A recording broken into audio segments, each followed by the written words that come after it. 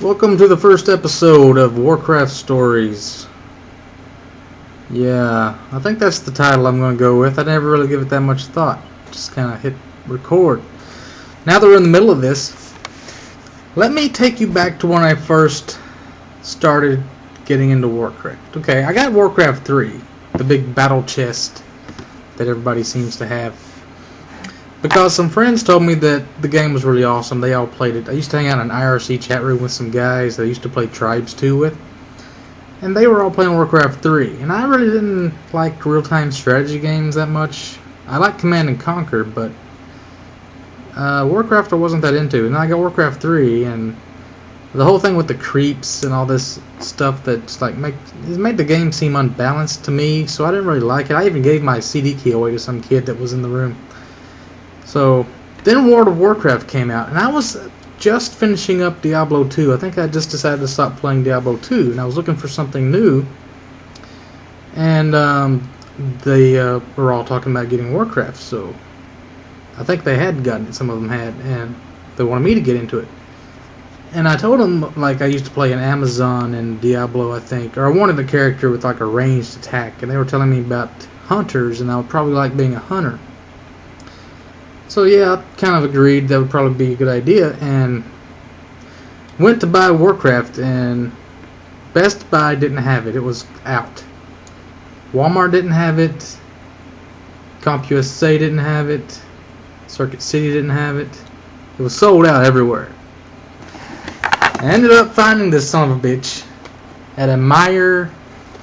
If you ever seen the logo for Meijer, I don't know if you guys have it. It's like a grocery store. It's like Walmart, but they sell groceries and they have like a pharmacy and stuff. And they have a little electronics section. And they had one freaking copy of this left. And I snatched it. And I ran out of there like a maniac after paying for it. $49.92 it says. And so I went to create a hunter. And I chose the Tauren race for the Horde because they told me that everybody plays Alliance, and Alliance is just for pussies because nobody wants to be like everybody else, you know. Everybody wants to be different. And Horde is really the way to go. It's a little bit harder and for not noobs, right? But I was a total noob hunter. Didn't know what I was doing, had no clue, just starting out, you know. I got dual wield, and I ended up getting like level 25 or 30, and I had like a sword in one hand and a lantern that heals you in the other hand. I think I was in Camp Tarajo, and the Barrens is like as far as I got on this guy.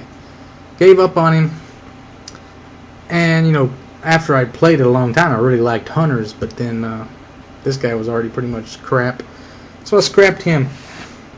And I went through some other characters, which I'll talk about later. I had like a rogue, a mage, an actual good hunter. But then I ended up playing a dwarf paladin for the Alliance on a server called Agama Game, which is the race of pigmen, or the god that the pig guys and the barons worshipped that like died and his blood made thorns come out of the ground. If you follow the lore of Warcraft, this is really, really nerdy. Kimberly, if you thought your video was nerdy, this is going to be the nerdiest nerd fest of all. So anyway, I ended up making a paladin, a dwarf paladin, because they have that stone form ability. And I'm always like a big fan of underground things, like living inside a mountain. I think that would be cool. I'm like the opposite of a claustrophobic. I like enclosed spaces, and like mountain dwarves kind of like, they love that. They love mining and digging with the dirt and finding gold. They have a treasure finding ability, which that's great. Find treasure chests. And I was a miner and engineer. That was my professions. And I named the guy Tank because Warcraft, if you've ever played it, you know warriors are always the tanks. But I wanted to try to make a protection spec paladin that could tank as good as a warrior. That was my initial ambition. Of course, everyone laughed at me and called me names, and I turned out to be the little tank that could. I was actually a damn good tank. I even tanked in Molten Core every now and then, like core hounds or those core packs, corehound packs. Yes. And in Zul'Gurub, I think I tanked a little bit. Anyway, I was a paladin named Tank, which is kind of ironic for some people. And I designed the character, the physical appearance. I was going through all the different hairstyles, like creating a character for the first time. That's really the best part of any game. Picking out the hair, the colors, and all this stuff. And as I was going through, I noticed that there's a hairstyle, and I wanted something with like really blonde hair, because I'm going to be a paladin. I'll be wearing gold, and I wanted it to match. I knew paladins always got like golden, like light, holy looking gear. And I ended up making him look like Hulk Hogan. He's a dwarf that looks like Hulk Hogan, and dressed up in gold, he looks totally badass. He's got a big ass ponytail, and he's bald, and he's got squinty eyes, and he carries a big glowing hammer. Initially, that's what I started out with. Let me go into my screenshots now. I'll turn this camera off and I'll talk to you from my screen capturing program. I'll show you what he looks like. Okay, this is Tank. This is the early version of my paladin. As you can see, he's got the big mustache. He's got the beard.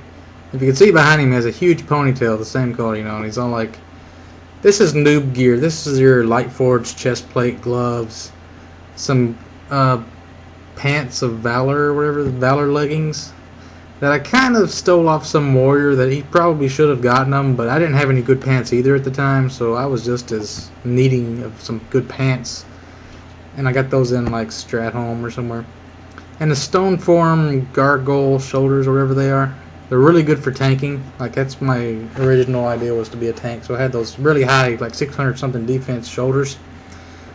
So this is what he started out looking like, and this is the hammer of the Burning Crusader that you get from the end boss, the live Stratholme. So okay, that's the noob tank. Now here we have my horse. This is your epic mount for a paladin. Took me forever to get this damn thing. I had to go in the quests and Skull Mats with 2 other paladins and a priest, I think. And this was me defending the flag at the mine in one of those Alterac Valley things, the battlegrounds. And I'm trying to flip my horse. I couldn't get him to fall over, but you could really like get up on those flags and like pop wheelies sort of with a good mount. And let's see what this next picture is. Okay, here is when I get my fairly decent gear. Still have the same hammer, but I have like the PvP gloves, PvP pants. Here's my tier 1 epic boots, Lawbringer boots. And I had the Lightforged shoulders, and God, getting those shoulders was like, took me a month or so. It took forever because you have to go through UBRS to get it off that beast dog, and there's always another paladin in the group. At least one, maybe 2 other paladins that want these damn shoulders, so you have to compete with 2 other guys. Finally got that damn thing. It looks really cool. I think it looks even better than the Lawbringer shoulders. But this is again an Alterac Valley Battlegrounds, or Arathi Basin. This is Arathi Basin, my bad. And I think the belt is a PvP belt, or no, it's a Lightforged belt. It's really gold. Looks really cool. I think this next shot is just a change of weapon. Yeah, this is my can't really show y'all. It's the Halberd of Smiting. If you've ever seen it, you probably know what it is. It's the big Zul'Gurub, like polearm that you get off of the troll, the Blood Lord. I haven't played in like a couple months, so I'm kind of rusty on the names of stuff. But this is the Halberd of Smiting, which really, this was my first epic weapon, so I was kicking a lot of ass once I get that, because it has like a 600 damage proc that like makes you bleed or something. It's really good damage weapon. And here I am sitting on a pile of gold.